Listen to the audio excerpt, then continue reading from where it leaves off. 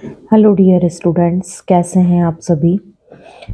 Exam की तैयारियां बहुत ज़ोरों से चल रही होंगी। आज आप कुछ देख रहे होंगे कि इस लास्ट मोमेंट स्टडी प्लान और कुछ डिफरेंट वीडियो लाई हूँ मैं, जो आपके सिलेबस से थोड़ा सा हट करके है। बट ये आपके लिए बहुत ज़्यादा इम्पोर्टेंट वीडियो होने वाली है। आपके लास्ट फरवरी के मंथ में 3 से लेकर के 27 तारीख तक के लिए। यहाँ मैंने आप देख रहे होंगे कि पूरा एक शेड्यूल वाइज लिख रखा है, जैसा कि मैं क्लास में बताती हूँ जो स्टूडेंट्स क्लास के रेगुलर होंगे। तो यहाँ मैं आज आपको कोरिलेट करने वाली हूँ आपके स्टडी प्लान को लेकर के। देखो, कोशिश तो ऐसी होगी, या फिर मैं ऐसा उम्मीद कर सकती हूँ कि कोई भी स्टूडेंट ऐसा नहीं होगा जिसने सारे ईयर पढ़ाई ना करी हो। बट फिर भी कोई इमरजेंसी हो, कोई परेशानी रही हो, या तबीयत रही हो, या कुछ भी रीज़न हो सकता है जिसके कारण अगर आपने पढ़ाई नहीं करी है, तो बेटा अब आपको पढ़ना कंपलसरी है। अगर आपने ये फरवरी के मंथ का बहुत अच्छे से यूटिलाइज कर लिया, तो आप मान के चलिए कि आपके 12th में बहुत अच्छे परसेंट गेन कर सकते हैं। तो आज हम अपनी वीडियो को स्टार्ट करते हैं लास्ट मोमेंट स्टडी प्लान से क्लास 12th के लिए। ये स्पेशली मैंने एमपी बोर्ड के लिए बनाई हुई है, क्योंकि ये मैंने जो टाइम टेबल लिया हुआ है। सीबीएसई बोर्ड की तो आपको बहुत सारी वीडियोस मिलेंगे, बट एमपी बोर्ड को कोरिलेट करके मैंने बहुत यूट्यूब पर सर्च किया, बट कोई भी वीडियो नहीं थी। तो मैंने सोचा स्टडी स्टूडेंट्स के लिए तैयार करना चाहिए। देखिए, यहाँ मैंने टाइम टेबल जो लिखा हुआ है, हिंदी इंग्लिश। आपका पहला पेपर 6 तारीख को है हिंदी का, फिर इंग्लिश का, फिर फिजिक्स का, फिर बायोलॉजी, फिर केमिस्ट्री और मैथमेटिक्स। आप यहाँ पे देख पा रहे हैं गैप के अकॉर्डिंग यदि हम बात करें तो बायो में गैप सफिशिएंट है, 13, 14, 15 3 दिन का गैप है। फिजिक्स में भी आपको 9, 10, 11 3 दिन का गैप है। मोर देन गैप जो आपको मिला हुआ है 1, 2, 3, 4 का मिला हुआ है केमिस्ट्री में। अब अगर हम बात करें केमिस्ट्री के बाद में, मैथ्स स्टूडेंट्स को तो बहुत ही ज़्यादा टाइम मिल गया है। तो यदि हम बात करें इनको कैसे यूटिलाइज करें, यदि आपने बिल्कुल भी पढ़ाई नहीं करी है, तो देखो, ऑब्वियसली बात है कि हिंदी का पहला पेपर है, तो आप यहाँ से हिंदी को पढ़ना स्टार्ट कर चुके होंगे।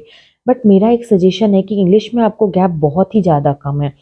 यदि आप आज के दिन को, ये वीडियो मैंने जो आज बनाई हुई है, यदि आप आज का जो दिन है 3 तारीख जो है, यदि आप इस 3 तारीख को हाफ डे को भी यदि आप इंग्लिश में दे देते हैं, तो बेटा आपकी इंग्लिश का बहुत कुछ पोर्शन आप कवर कर लेंगे। यदि आप आज शाम 5 बजे तक का टाइम जो है, 5 बजे तक के लिए इंग्लिश को टाइम दे दें, और इंग्लिश के बाद में आधे दिन के बाद से भी हिंदी स्टार्ट करें, तो आधा दिन साथ में 2 दिन और हिंदी मिल जाएंगे।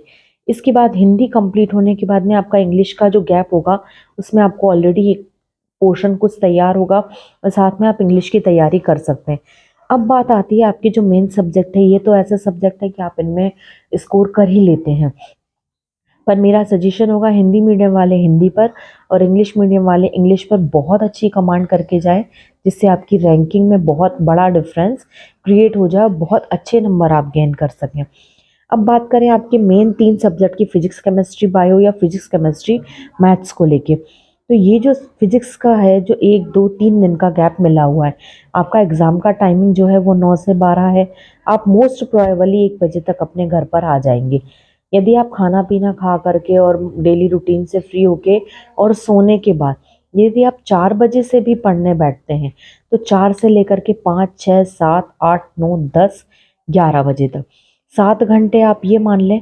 और उसके बाद में ये पूरे दिन, अब बहुत अच्छे से आप याद रखें कि आपको कम से कम 12 घंटे पढ़ना ही है। 12 घंटे के बाद 12 घंटे में आप सोना और डेली रूटीन के फंक्शंस को कंप्लीट करेंगे। फिजिक्स में जो स्टूडेंट्स की कमांड नहीं है, या जिन्होंने बिल्कुल भी तैयार नहीं किया हुआ है, तो आप इन पॉइंट्स पर फोकस कर सकते हैं। जैसे सैम्पल पेपर्स जो एमपी बोर्ड की साइट पर अपडेट हुए हैं, और मैं डिस्क्रिप्शन में भी लिंक डाल दूंगी, तो आप वहां से डाउनलोड कर सकते हैं। आप ये सैम्पल पेपर्स को कंप्लीट करें यदि आपकी फिजिक्स पे पकड़ नहीं है, क्योंकि 70 मार्क्स का पेपर है, तो इसको आपको कम से कम 50 के ऊपर ही नंबर लाने होंगे, तब तो आप बहुत अच्छे परसेंट ला सकते हैं। इसके बाद ओल्ड ईयर्स के पेपर कम से कम आप 23 का पेपर, उसके बाद में 22 का पेपर, और 21 का पेपर।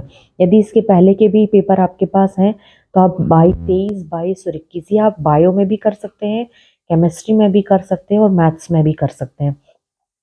इसके बाद एमसीक्यूज, यदि आपके जो सैंपल पेपर्स और ओल्ड ईयर के पेपर में साथ ही क्वार्टरली, हाफ ईयरली और प्री बोर्ड में 1, 2, 3 जगह के सोर्स से जो भी एमसीक्यू आपको मिलते हैं आप उन सारे एमसीक्यूज को कंप्लीट करें, एक भी ना छोड़े, क्योंकि एमसीक्यूज आपको अप्रॉक्स 28 टू 30 मार्क्स के अप्रॉक्स आने हैं, जो 70 नंबर के पेपर्स का बहुत बड़ा एक पार्ट कवर करता है। तो आप फिजिक्स के पेपर की इस तरह से तैयारी कर सकते हैं, 2 दिन में आप पढ़ाई करें, लास्ट डे में तैयारी करें।